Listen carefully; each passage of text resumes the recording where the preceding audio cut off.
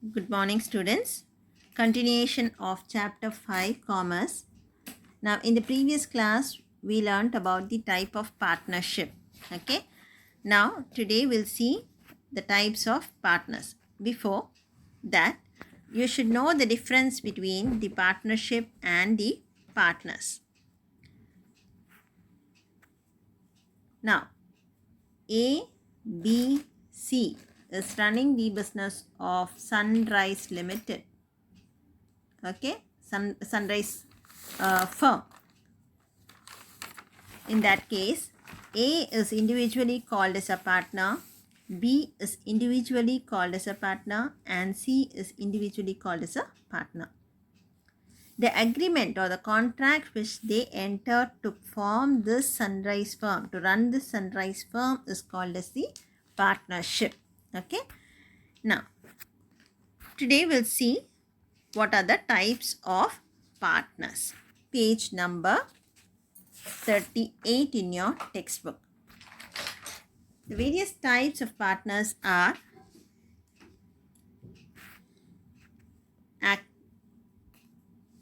active partner,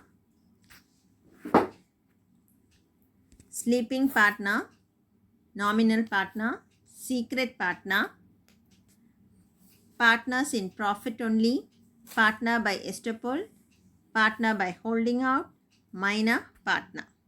Okay. Now, we'll see this in detail. First one is active partner. Active partner means a person or a partner who takes active part in the management of the business. Now, say for example, A, B, C are partners. Though all the persons are the partners in the firm, sometimes only one may get involved in the management of the business, one or two. Okay. So, the person who actively involves in the management of the business is called as the active partner. See here, a partner who takes an active part in the conduct of the partnership business is known as active partner. Though every partner is entitled to manage its affairs, all may not do so. So, meaning you can write till here. Okay. Now, this they may ask for 5 marks or they may ask for 2 marks. 2 marks they will specify, explain active partner, explain sleeping partner, explain nominal partner. So, you should be able to write if it is asked separately. Now, next one is sleeping partner or dormant partner. This type of partners, they contribute capital to the firm and they will also share the profits and the losses of the firm. Okay, but they do not take part in the management. This point is very important. They do not take part in the management. Okay, and for the outsiders also, the third parties also may not know that he is a partner in that particular firm, but he is liable to all the third parties. Okay, see here, such partner contributes capital. They also share the profits and loss, but does not take part in the management of the business. Okay, and he is also not known to the outsider. Outsiders may not know that this particular person is a partner in that firm, and he is liable to the third party. Okay, all the partners are liable to the third parties to an unlimited extent. Okay, now next one is nominal partner. Nominal partner, he will not bring any capital. He will not manage the business. Okay, he will just lend his name for the firm. Okay, say for example, a famous film actor. Okay, he will not give any capital contribution to a particular firm. He will not involve himself in the management of the business, but he will just lend his name that he is a particular partner. He is a partner in that firm. Okay, In that case, because of the image and reputations of that particular actor, uh, the firm will be able to attract more business. So that is the only concept there. Okay, to attract more business, a person will lend his name only. Okay, but this nominal partner becomes liable to the third party. Okay, for all the acts of the firm. Suppose if the firm is has to pay to the outsiders some amount, in that case this partner, nominal partner, becomes liable to the third party. Okay, now see here, such a partner neither contributes any capital nor he is entitled to manage the affairs of the business, only lend his name to the firm because on the strength of his name and reputation, the firm may attract additional business and raise funds easily. Okay. A nominal partner, however, is liable to the third party for all the acts and debts of the firm if he were a real partner, though he does not get any shares in the firm's profit. Okay, you don't have to write fully, just write it in a points. Okay, what are the points here? He does not contribute capital nor he is entitled to manage the affairs of the business. First point. Second point, he lends his name only to the firm. Okay, that's enough. And third point, he is liable to the third parties. Okay, that's all. Next one, partners in profit only.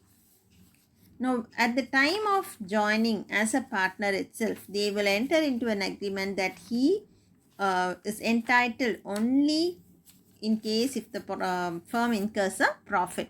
Okay, that means that he will not incur or he will not suffer any loss of the firm. Now see here, when a person joins a firm as a partner on a condition that he is entitled to a specified share of firm's profits only, he is called as a partners in profits only. It means that he will not be called upon to bear any portion of the losses sustained.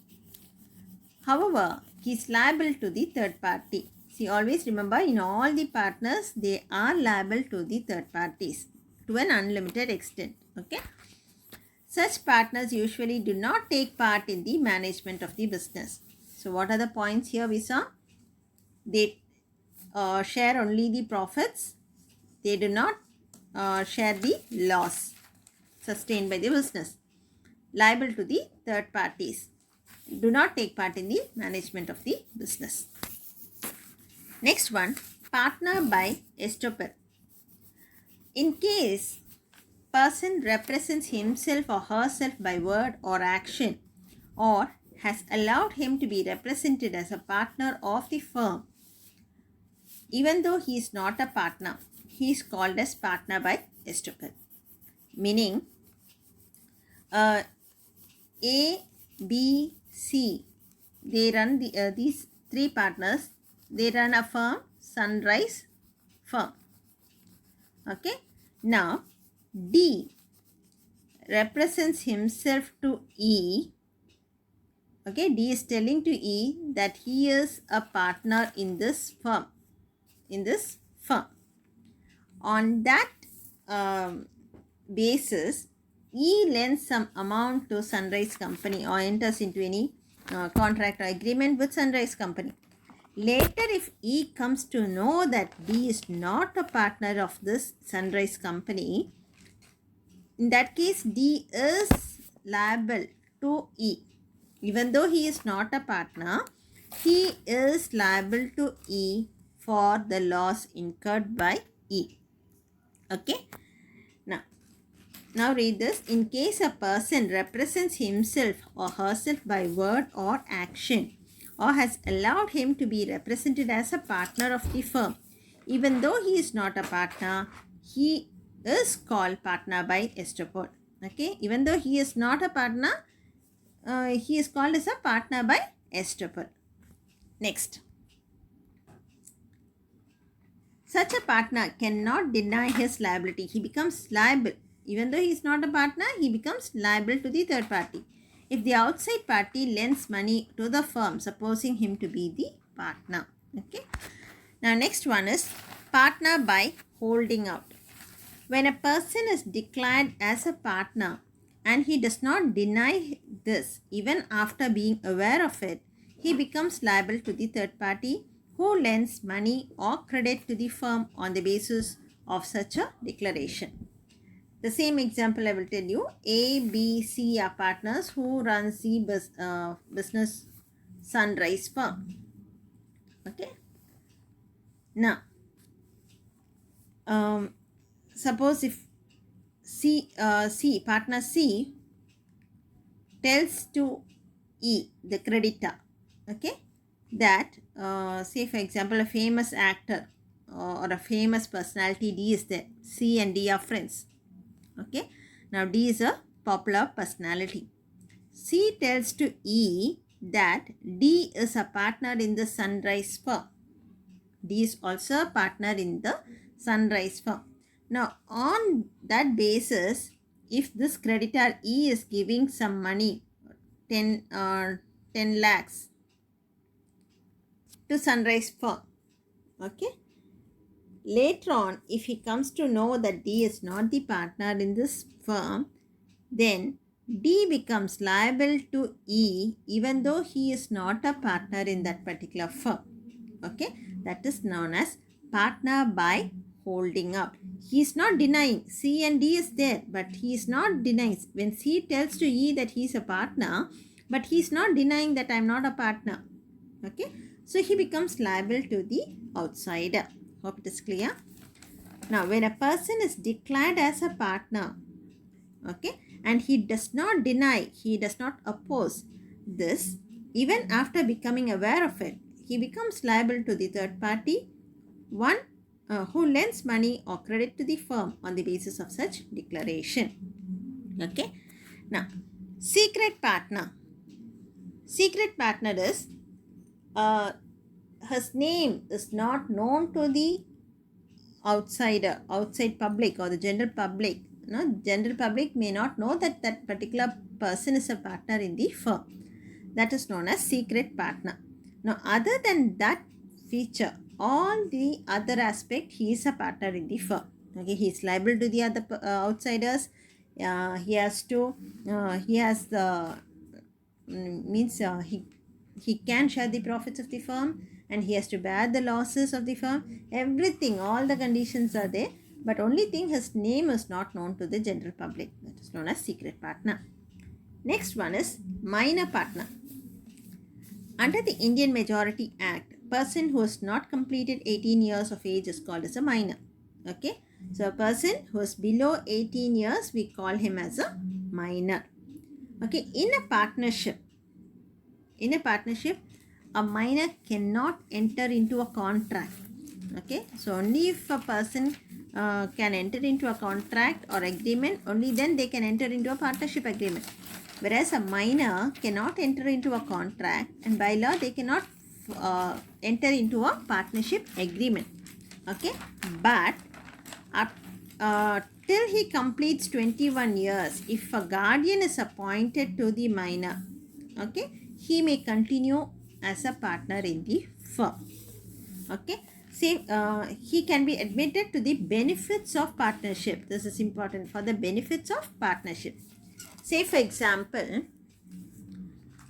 A, B, C are partners in Sunrise firm. If A passes away, A dies, okay, in that case, there will be so much of distractions, isn't it? So, for the benefits of the partnership to run the business smoothly, in the place of A's son, who's a minor, say for example, his son, aged 20 years, may be appointed as a partner, and there may be a guardian for him, maybe his uncle or his mother. There may be a guardian appointed for him. They will only give all the decisions and directions to be taken by the partner, the son. Okay, he may act as a partner even though he is a minor. Okay, but all these two partners should accept that he can be a partner in the firm. Okay, so if they accept, B and C accepts this, his son, though he is a minor, he can be appointed into the partnership for the benefits of partnership. Okay, now see here, under the Indian Majority Act, person who has not completed 18 years of age is a minor. However, he will continue to be a minor till he completes 21 years if a guardian has been appointed to the minor. He can be admitted for the benefit of partnership. Partnership arises as a result of contract, but a minor has no contractual capacity. Though a partnership cannot be created with a minor as a partner, a minor can be admitted to the benefits of the partnership which is already in existence. The consent of all the partners is must for such admission. Okay. Now, types of partners. We saw the various types of partners: active partner, sleeping partner, nominal partner, secret partner, partners in profits, partners by estoppel, partner by holding out, minor partner. Now, if it is asked for 5-mark question, you will write any 5 of this. Okay, but you should know each and every side headings very thoroughly, because they may ask in 2 marks and 3 marks. Very important. 2 marks they may ask separately: who is a secret partner, who is a nominal partner. So you should be very thorough with all the side headings. Okay.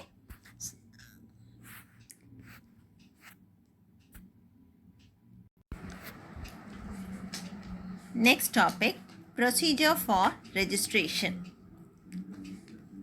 Now, registration of partnership. No, I told you, for a partnership to exist, partnership business to exist, they should enter into an agreement. So agreement is must, but registration is not compulsory. It is only optional. Okay, it is not compulsory to register a partnership business. It is optional. But if the firm is not registered, it will not get certain benefits. For that purpose, all the firms, they get registered themselves. Okay. Now, what is the procedure for registration? They have to submit certain statements, okay, to the registrar. Now, see here, the Indian Partnership Act does not make the registration of partnership compulsory. It is only optional. But the disability of non-registration virtually makes it compulsory. Now, what are the procedures for registration? A statement should be prepared stating the following particulars. What all statements should be given? The name of the firm, the place where the business is carried on, and if they have any branches, that should be specified. Name and address of all the partners, the date of joining of all the partners, and the duration of the firm. So all these details should be signed by all the partners. The statement should be signed by all the partners and should be submitted to the registrar of the firms, okay, along with the registration fee. Now, if there is any changes for the above mentioned particulars, it should be communicated within 14 days of such alteration. Okay. Now, this procedure for registration is important. 3-mark question. Registration of partnership and procedure for registration is an important 3-mark. Next, drawbacks of non-registration of partnership. In case if the partnership firm is not registered, what are the drawbacks or limitations? Okay. First one is no rights to file suit against others. The firm cannot file a case against the third party. Okay. The firm cannot file any case against third party to claim his dues. Okay. Next one is right to sue for the right arising. in case if any other person is using the firm's trademark means every company will have a trademark. Like for example, this is a trademark for ISI, and this is a trademark for Nike. Okay, likewise every company will have a trademark. So if the firm is not registered and if anyone is misusing the trademark of a particular firm, then the firm has no right to file a suit. Okay. Next one is rights of third parties to sue the firm. Any third parties, one second. Any third party can file a suit against the partnership firm. Okay, they cannot restrict that. Okay, the rights of third parties against the firms are not affected by non-registration. It means that they can sue the firm or any of its partners. Now, a partner of unregistered firm cannot sue the firm or other partners for enforcing his rights under the partnership deed. That is, if 3 partners are there, okay, now a partner A cannot file a case against this company partnership, or partner A cannot file a case against other partners if it is not registered. However, the right to sue for dissolution of the firm or for the accounts of dissolved firm or for the share in the assets of a dissolved firm is not affected by non-registration. Now, they have the right to sue for the dissolution of the firm, means closure of the firm, or for the accounts. After the dissolution, they can also file a case for the accounts of the dissolved firm and for his share in the assets of the dissolved firm. That right is not affected. So this is a very important 3-mark question. Only 3 points. First one is no right to file a suit against the third person. Okay. And right to sue for the right arising, that is misusing the trademarks and patent. And right of third parties to sue for the firm. That's all. Okay.